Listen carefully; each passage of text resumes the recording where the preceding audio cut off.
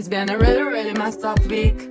Some days torture, some days better. La la la, la la la. Assalamualaikum warahmatullahi wabarakatuh. Saya Safa Muhammadiyah, absen 33 kelas 11-2 akan menjawab pertanyaan yang diberikan oleh Bu Didin tadi. Yang pertama, jelaskan mengapa Pangeran Diponegoro menjadi tokoh sentral dalam Perang Jawa tahun 1825 sampai 1830 selain faktor penindasan Belanda secara umum. Sebutkan dan jelaskan satu sebab khusus yang memicu pecahnya perang besar tersebut. Diponegoro menjadi tokoh sentral karena ia bangsawan keraton yang religius, didukung rakyat, dan menolak campur tangan Belanda. Sebab khusus, Belanda memasang patok jalan yang melewati tanah dan makam leluhur Diponegoro di Tegalrejo. Yang nomor 2 yaitu perang gerilya adalah taktik yang banyak digunakan oleh pemimpin perlawanan di daerah untuk menghadapi kekuatan militer Belanda yang lebih modern. Jelaskan secara singkat konsep taktik perang gerilya.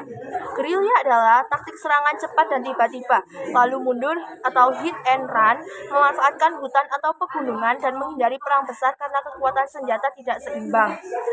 Yang ketiga yaitu perlawanan bangsa Indonesia di berbagai daerah sebelum abad ke-20 umumnya berakhir dengan kegagalan.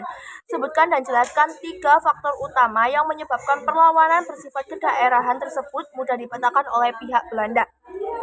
Jawabannya, yang pertama yaitu bersifat kedaerahan, belum ada persatuan nasional. Yang kedua yaitu kalah teknologi dan persenjataan dibandingkan Belanda.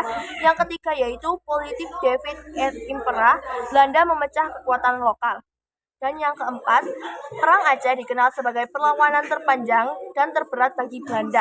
Jelaskan latar belakang utama terjadinya Perang Aceh atau termasuk Perang Perjanjian Internasional dan sebutkan salah satu tokoh wanita yang sangat terkenal perannya dalam perlawanan tersebut.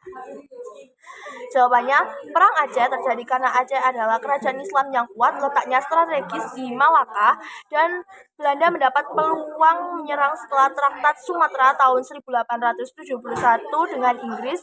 Tokoh wanita yang terkenal yaitu Cut Nyak Dien. Nomor 5. Sistem tanam paksa atau kultur stelsel yang diterapkan oleh J. van den Bosch di Jawa memberikan penderitaan luar biasa bagi rakyat. Jelaskan bagaimana kebijakan kultur stelsel ini memicu atau meningkatkan intensitas perlawanan rakyat dan berikan satu contoh bentuk perlawanan yang muncul di Jawa sebagai reaksi terhadap sistem tersebut, meskipun perlawanan itu kecil atau bersifat lokal. Kultur stelsel membebani rakyat dengan kerja paksa tanaman ekspor sehingga menimbulkan penderitaan dan protes rakyat. Contoh perlawanannya yaitu perlawanan petani di Cirebon terhadap tanam paksa. Sekian dari saya. Wassalamualaikum warahmatullahi wabarakatuh.